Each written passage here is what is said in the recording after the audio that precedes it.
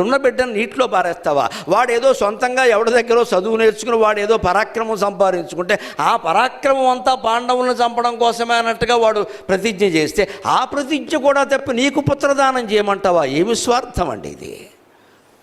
దీన్ని కూడా తట్టుకున్నాడు కర్ణుడు. అందుకని కర్ణుడు దానవీర సూరకర్ణ, నేను నమస్కారం చేస్తానమ్మా. మహోదాత్త మహా ఉదారంగా ప్రవర్తించారండి చాలా విషయాల్లో. అసలైన ధర్మం చర్చ వచ్చినప్పుడు నేను ఎట్టి పరిస్థితుల్లో మంచో చెడ్డో ఏదైనా కానీ దుర్యోధనుడికి మాట ఇచ్చా, మాటకు కట్టుబడతానని చెప్పాడు. అందుకు మనం కర్ణుడిని మెచ్చుకోవలసింది.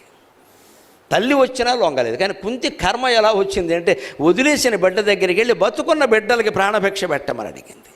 ఇక్కడ ఇంకో ధర్మ సూక్ష్మం రహస్యం చెప్పి నేను సెలవు తీసుకుంటా.